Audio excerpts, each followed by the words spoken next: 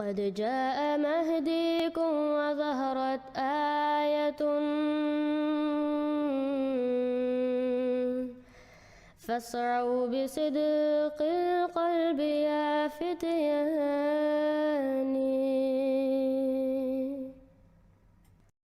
अस्सलामुअलैकुम वरहमतुल्लाहि वबरकातुहू।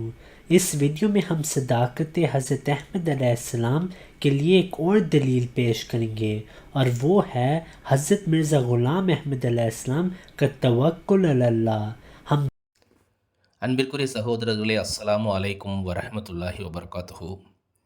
இன்றைய வீடியோவில் இமாம் மஹதியும் வாக்களிக்கப்பட்ட மசீஹும் ஆகிய ஹஜ்ரத் மிர்சா குலாம் அஹ்மத் அலைஹிஸ்ஸலாம் அவர்களுடைய உண்மைக்கான மற்றும் ஒரு சான்றை வழங்கவிருக்கின்றோம். அது அன்னார் இறைவன் மீது கொண்டிருந்த பரிபூரணமான நம்பிக்கையாகும், தவக்குல் அலல்லாஹ் ஆகும். நாம் பார்க்கின்றோம், ஹஜ்ரத் நபிகள் நாயகம் ஸல்லல்லாஹு அலைஹி வஸல்லம் அவர்களுடைய உண்மைக்கான ஒரு சான்று என்னவென்றால், அவர்கள் இறைவனிடம் மற்றவர்கள் அனைவரையும் விட அதிகமான முழுமையான தவக்குல் நம்பிக்கை கொண்டிருந்தார்கள். ஒரு அறிவிப்பு சஹி புகாரி மற்றும் சஹி முஸ்லிமில் இடம்பெற்றுள்ளது. அது ரியாது சாலிஹீனில் கூட இடம்பெற்றுள்ளது. ஹஜ்ரத் ஜாபிர் ரதியுல்லாஹு தஆலா அன்ஹு அவர்கள் அறிவித்ததாக ஒரு நபிமொழி வருகிறது.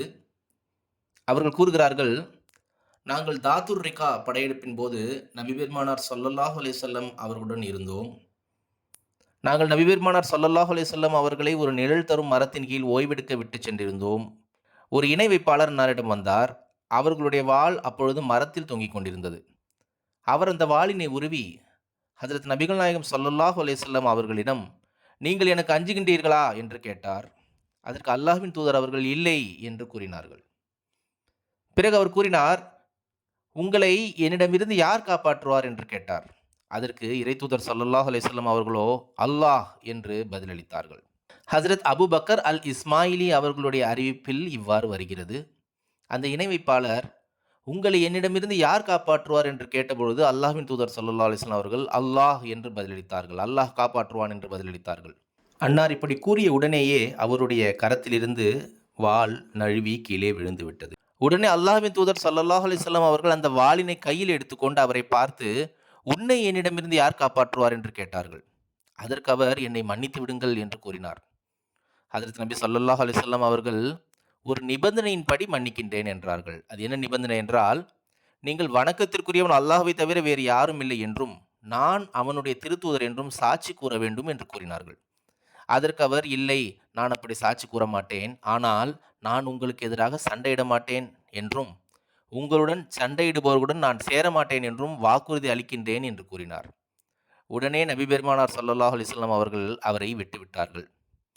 பிறகு அவர் தன்னுடைய தோழர்களிடம் திரும்பிச் சென்று இவ்வாறு கூறினார், நான் மனிதநேயத்தில் மிகச் சிறந்தவரான ஒருவரிடமிருந்து வருகிறேன் என்று கூறினார்.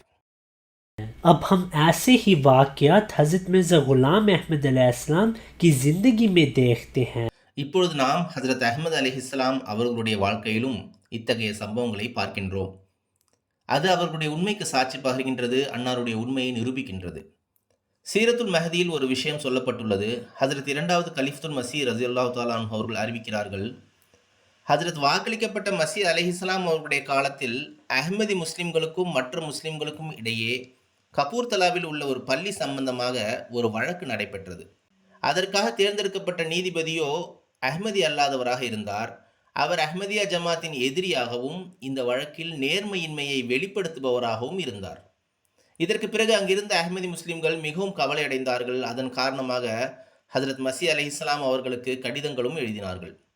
ஹுசூர் அலைஹிஸ்ஸலாம் அவர்களும் அதற்கு பதில் எழுதினார்கள். நான் உண்மையாளனாக இருந்தால் உங்களுக்கு அந்த பள்ளிவாசல் கிடைக்கும் என்று கூறினார்கள். ஆனால் அந்த நீதிபதி தொடர்ந்து ஜமாத்தை எதிர்த்து கொண்டு தன்னுடைய முடிவிலேயே தீர்க்கமாக இருந்தார். பிறகு திடீரென்று ஒரு நாள் அந்த கேஸ் கோர்ட்டுக்கு வந்த நாள் அன்று அந்த நீதிபதிக்கு மாரடைப்பு ஏற்பட்டு விட்டது.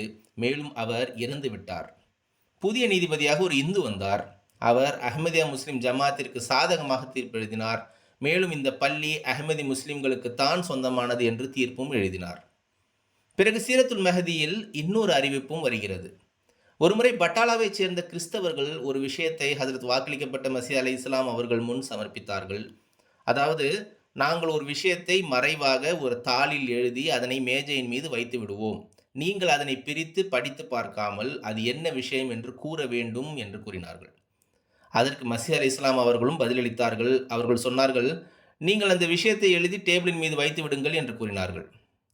இவ்வாறு அவர்கள் சொன்ன உடனேயே அந்த கிறிஸ்தவர்களுக்கு அதனை எழுதுவதற்கு தைரியம் இல்லாமல் போனது. இதே சம்பவத்தில் ஹஜ்ரத் மசீஹ் அலைஹிஸ்ஸலாம் அவர்கள் அந்த கிறிஸ்தவர்களிடம் கூறினார்கள், நான் அது என்ன விஷயம் என்று கூறுகிறேன், அதாவது நீங்கள் என்ன எழுதி வைத்துள்ளீர்கள் என்று கூறுகிறேன், ஆனால் ஒரு நிபந்தனை, நான் அந்த விஷயத்தை அப்படி கூறிவிட்டால் நீங்கள் அனைவரும் உடனே முஸ்லிம்களாகிவிட வேண்டும் என்று கூறினார்கள். இதனால் அங்கிருந்த கிறிஸ்தவர்கள் அனைவரும் தோற்கடிக்கப்பட்டு விட்டார்கள். அவர்களுக்கு அதனை எழுதி வைப்பதற்கு தைரியமே இல்லாமல் போய்விட்டது.